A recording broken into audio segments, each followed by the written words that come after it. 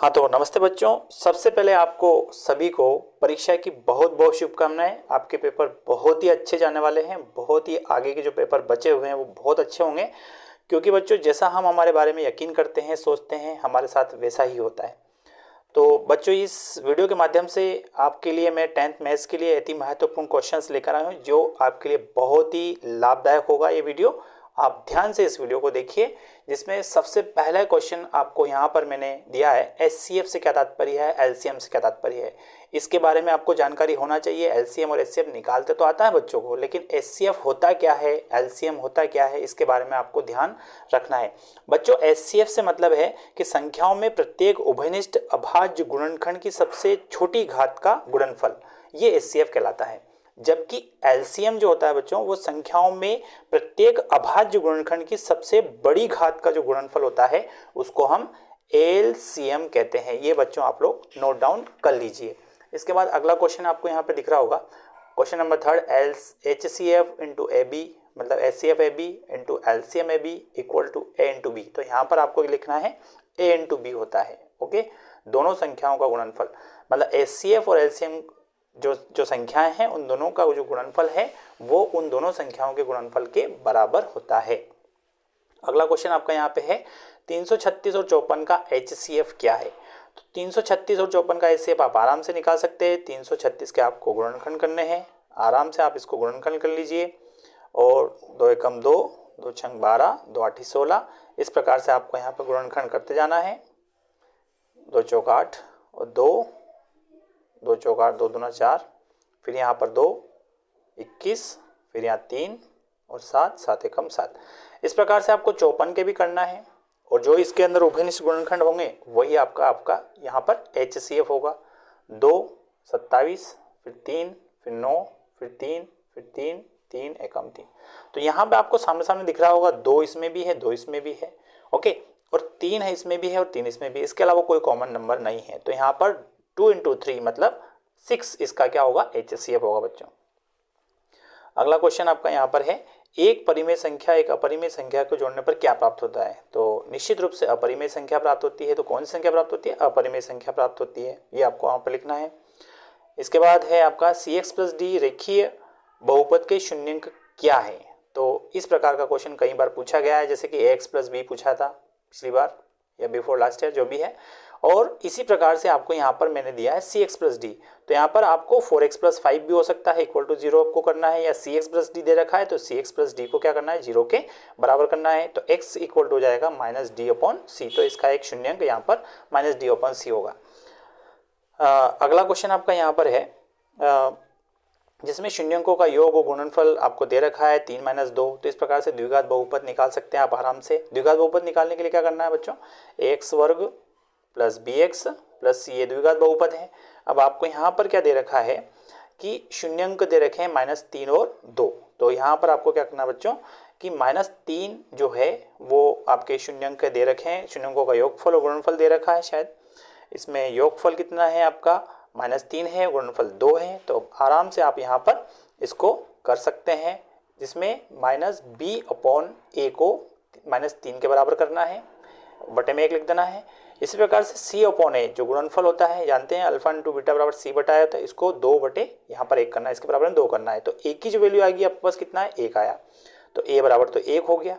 इसी प्रकार से b की जो वैल्यू आ गई आपके पास 3 हो गई, c बराबर कितना हो जाएगा 2। तो इस प्रकार से आपने जो वहाँ पर हमने X square plus B X plus C जो लिखा था उसके अंदर यहाँ पर आपको ए बी सी की वैल्यू लिख देना है। और जैसे हम X square plus B X plus C में ए बी सी की वैल्यू लिखेंगे तो इस प्रकार से वहाँ पर आपका बहुपद आ जाएगा। इसमें बराबर 0 नहीं लगाना है।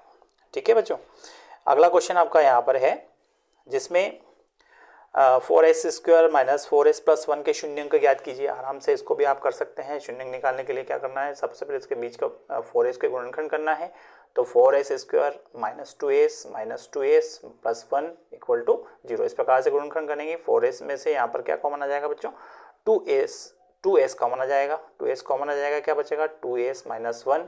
इस प्रकार से -1 कॉमन आ जाएगा, 2s माइनस 1 अंदर बच जाएगा। 2s माइनस 1 दोनों में से कॉमन है, अंदर बचेगा 2s माइनस 1। तो 2s-1 और 2s-1 दोनों को 0 के बराबर करेंगे तो s इक्वल टू कितना आ जाएगा बच्चों, 1/2 आ जाएगा। यहाँ पर आपको ये इस प्रकार से करना है, शून्य ज्ञात करना है।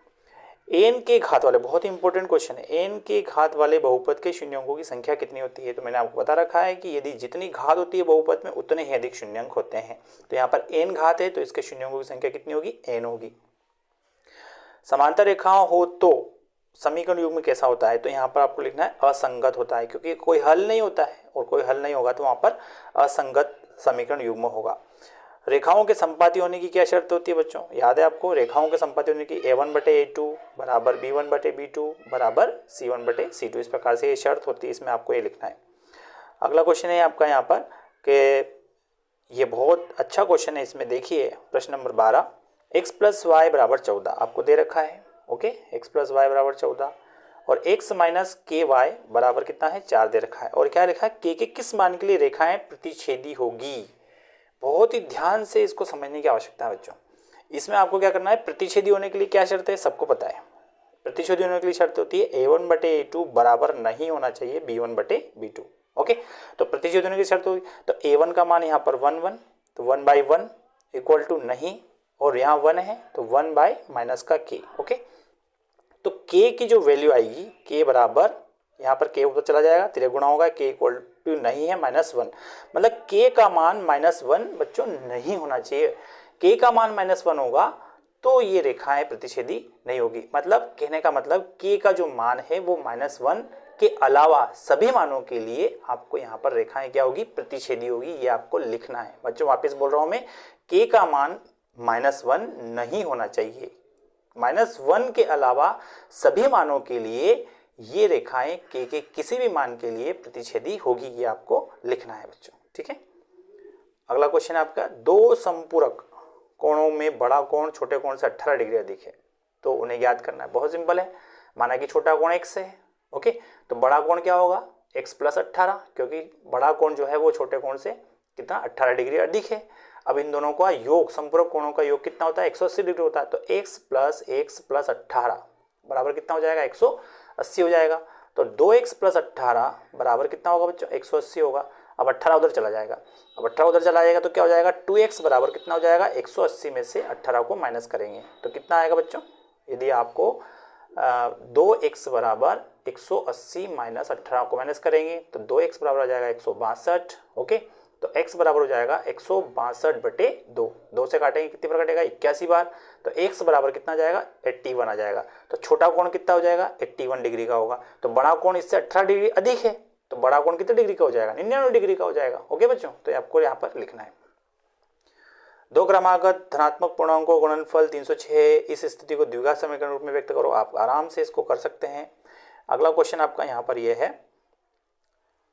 6x² - x - 2 के मूल ज्ञात कीजिए। इस प्रकार से अपन ने 4x² का किया था अभी थोड़ी देर पहले, जानते हैं आप लोग सभी, इसमें हमने ये क्वेश्चन किया था।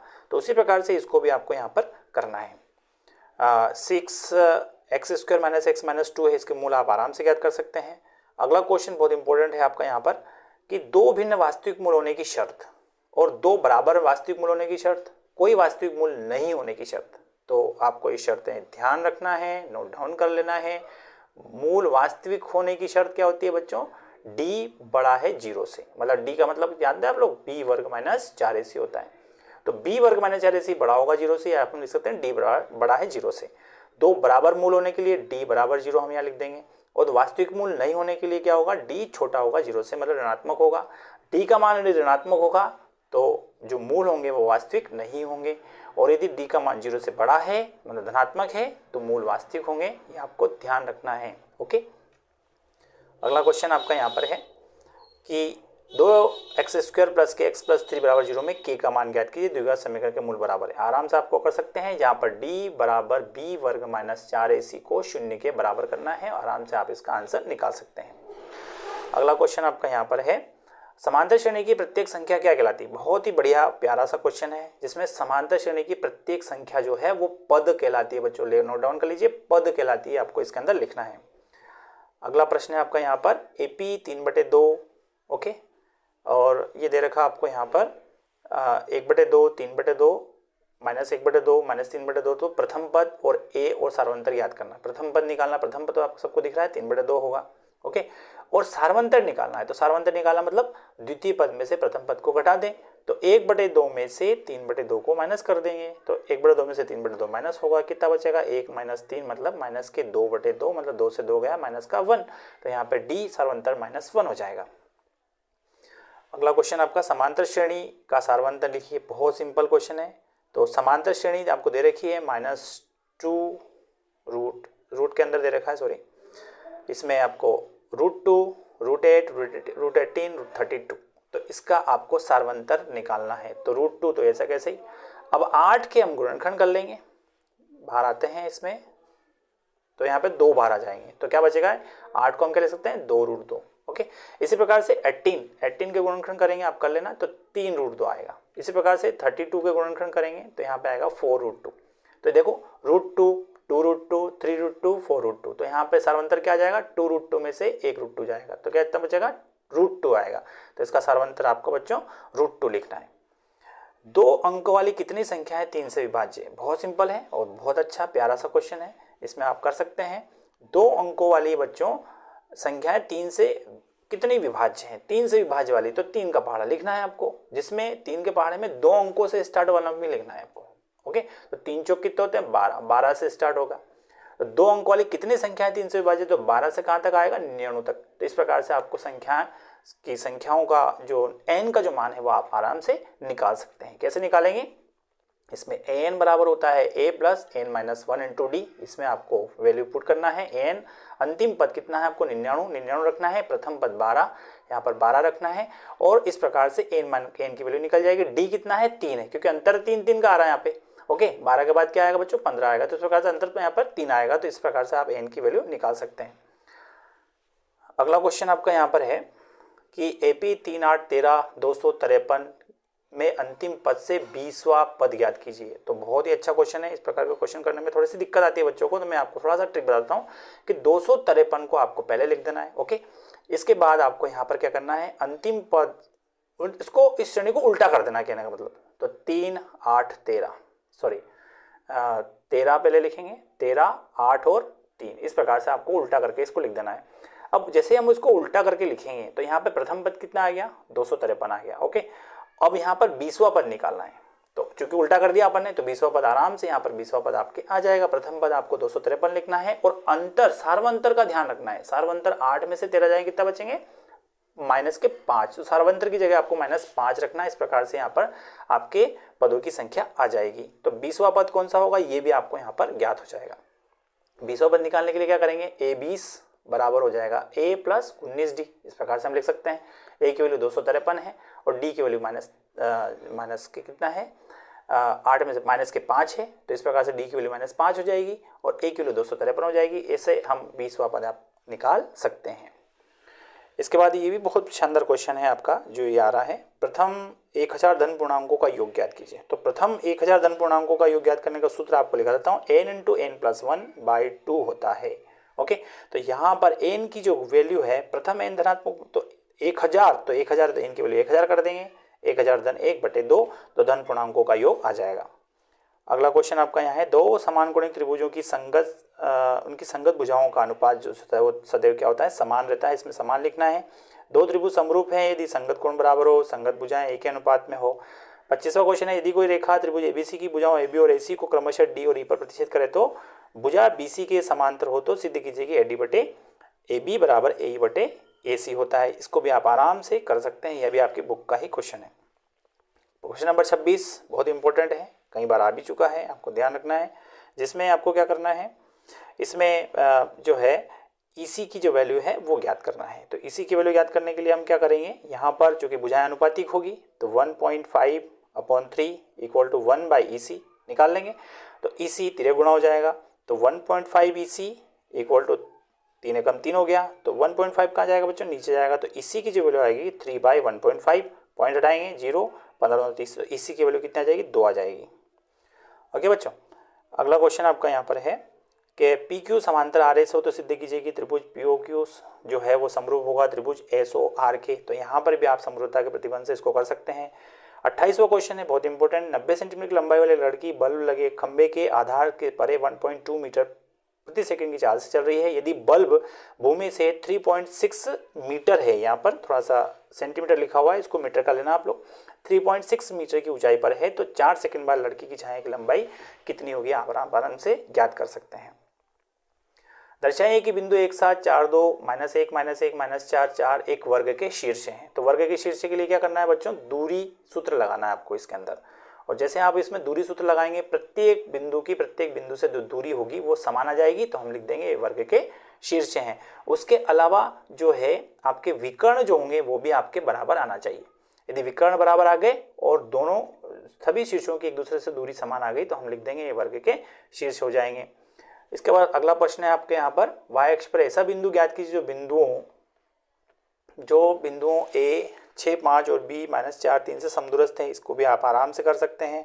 निर्धारित करो कि क्या बिंदु सरेख हैं, बहुत इंपॉर्टेंट है। आराम से आप सरेख की शर्त लगा करके इसको हम आराम से कर सकते हैं, जिसमें 1 5 2 3 और -2 -1 है। तो इस प्रकार से तीनों बिंदु आपको एक ही लाइन के अंदर लेने हैं। और लेने के बाद क्या करेंगे, आप ए बी की वैल्यू निकालेंगे, बी सी की वैल्यू निकालेंगे और ए सी की वैल्यू निकालेंगे। अब ए से सी की वैल्यू जो निकालेंगे, अब इन तीनों की वैल्यू निकालने के बाद में आपको क्या करना है, तीनों को देखना है, किन्हीं भी दो का जो योग है वो तीसरे के बराबर यदि आ रहा है तो आपको क्या लिखना है, ये बिंदु सरेख है वरना नहीं है। इसके बाद अगला प्रश्न आपका यहाँ पर है, उस बिंदु के निर्देशांक ज्ञात कीजिए बिंदुओं 4 -3 8 5 को जोड़ना रेखाखंड को आंतरिक रूप से 3:1 में विभाजित करता है। आंतरिक विभाजन का सूत्र आपको इसमें लगाना है और आंसर पाना है। यदि बिंदु A 6 1 8 2 9 4 और D P 3 एक समांतर चतुर्भुज क्षेत्र इस क्रम में है तो P का मान ज्ञात कीजिए। ये भी आप कर सकते हैं। सेक थीटा बराबर 13/12 अन्य सभी त्रिकोणमितीय अनुपात आराम से आप इसको ज्ञात कर सकते हैं। त्रिकोणमितीय अनुपात आपकी बुक का ही क्वेश्चन है। त्रिभुज ABC में इसका कोण जो है B समकोण है। AB का मान 5 सेंटीमीटर है, कोण ACB 30 डिग्री है, तो BC और AC की लंबाइयां भी आप ज्ञात कर सकते हैं। देखिए इसको कैसे हम करते हैं, यहाँ पर जिसमें आपको दे रखा है त्रिभुज ABC, तो त्रिभुज ABC में क्या है, कोण B समकोण है, ये कोण B समकोण हमने कर दिया। ओके, ABC में अब AB की वैल्यू कितनी दे रखी है बच्चों, 5 सेंटीमीटर, और कोण ACB का मान कितना दे रखा है, 30 डिग्री, तो ये C कोण जो है 30 डिग्री दे रखा है। तो BC और AC की लंबाई आपको ज्ञात करना है, मतलब ये BC दिख रहा होगा आपको यहाँ पे, और AC की लंबाई ज्ञात करना है। तो यहाँ पर आप पहले tan थीटा लगा दीजिए। ओके, तो इसमें BC की वैल्यू निकाल, tan 30 डिग्री बराबर होता है लंब बटे आधार, तो 5 बटे आधार कितना है BC। तो इस प्रकार से tan 30 की वैल्यू कितनी होती है बच्चों, 1/√3। ओके, तो 5 बटे BC, अब तिरया गुणा कर लेंगे तो BC ऊपर चला गया, √3 इधर चला जाएगा, तो कितना बचेगा, कितना आंसर आएगा पास, BC बराबर आ जाएगा 5√3। तो BC की वैल्यू तो आ गई 5√3। ओके, इसके बाद आपको क्या करना है, किसकी वैल्यू निकालना है, AC की वैल्यू निकालना है। ओके, तो BC की वैल्यू 5√3 आ गई, यहाँ पर A, ये B और AC, BC की वैल्यू 5√3 आ गई। ओके, ये आपके पास 5 है ही सही, AB की वैल्यू। अब आपको इसकी AC की वैल्यू निकालना है, तो आपको समकोण त्रिभुज वाला फार्मूला लगा दे, पाइथागोरस प्रमेय लगा देंगे। पाइथागोरस प्रमेय में AC का वर्ग बराबर 5 का वर्ग 25, डायरेक्ट लिख रहा हूं मैं, और इसका 5√3 का वर्ग, तो 5 का वर्ग तो 25 हो जाएगा, तो √3 का वर्ग 3, तो 25 3 कितने हो जाएंगे, 75। 75 और 25 कितने हो गए बच्चों, 100 हो जाएंगे। तो AC वर्ग का मान 100, मतलब AC की जो वैल्यू आएगी वो 10 सेंटीमीटर आ जाएगी बच्चों। इस प्रकार से आपको करना है। इसके बाद अगला क्वेश्चन है, आपको बता देता हूं मैं, ये आपको पूरी जो है टेबल इसकी याद होना चाहिए। साइन 30 का मान कितना होता है, कॉस 30 का मान कितना होता है, टेन 30 का मान कितना होता है, कॉट 30 का मान कितना होता है, इन सभी के मान आपको ध्यान होना चाहिए, पूरी टेबल आपको ध्यान होना चाहिए। तो इस प्रकार से क्वेश्चन आप कर सकते हैं। भूमि के एक बिंदु से जो मीनार के पास बिंदु से 30 मीटर की दूरी पर है, मीनार के शिखर का उन्नयन कोण 30 डिग्री है, तो मीनार की ऊंचाई ज्ञात कर सकते हैं। किसी वृत्त की स्पर्श रेखा क्षेत्र की विशिष्ट दशा है जब संगत जीवा के दोनों सिरे क्या होते हैं, समपाती। तो इसके अंदर बच्चों आपको लिखना है समपाती होते हैं, समपाती हो जाए। वृत्त के किसी बिंदु पर स्पर्श रेखा जो होगी वो स्पर्श बिंदु से जाने वाली त्रिज्या पर लंब होती है, दर्शाए कि सिद्ध कीजिए। तो इस प्रकार का जो है आपके बुक का क्वेश्चन है, आप इसको कर सकते हैं। बाह्य बिंदु से वृत्त पर खींची गई स्पर्श रेखाओं की लंबाइयां बराबर होती है, सिद्ध कीजिए। इस प्रकार से ये देखो क्वेश्चन 41 नंबर का जो क्वेश्चन है, इसमें देखिए आपको PTQ का मान याद करना है। तो आपको ध्यान रखना है ये 90 डिग्री है और ये भी 90 डिग्री है। ओके, क्योंकि जो त्रिज्या होती है वो स्पर्श रेखा पर लंब होती है। ओके, तो यहाँ पर ये 90 हो गया खत्म। अब ये 110 है, तो ये बताएंगे ये कितना होगा। तो PTQ का मान निकालना है, तो यहाँ पे 110 तो 180 में से 110 को माइनस कर देंगे तो कितना आ जाएगा, 70 डिग्री आएगा। तो आपको यहाँ पर 70 डिग्री लगाना है। 6 सेंटीमीटर त्रिज्या वाले वृत्त के एक त्रिज्यखंड का क्षेत्रफल ज्ञात कीजिए, इसके जिसका कोण 60 डिग्री है। त्रिज्यखंड के क्षेत्रफल का सूत्र लगा करके इसको हल करना है। एक घड़ी की मिनट की सुई, इसकी लंबाई 14 सेंटीमीटर है। सुई द्वारा 5 मिनट जिस क्षेत्रफल निकालना, थीटा की वैल्यू नहीं दे रखी है तो 30 डिग्री यहाँ पर थीटा की वैल्यू रखना है, क्योंकि घड़ी की जो सुई, मिनट की जो सुई होती है वो 5 मिनट में 30 डिग्री का कोण अंतरित करती है केंद्र पर। एक ठोस एक अर्धगोले पर खड़े एक शंकु के आकार का है जिसकी त्रिज्या 1 सेंटीमीटर है, तो शंकु की ऊंचाई उसकी त्रिज्या के बराबर है, तो ठोस का आयतन पाई के पदों में ज्ञात कीजिए। इस प्रकार का क्वेश्चन भी आप आराम से कर सकते हैं। तो thank you very much for watching this video बच्चों।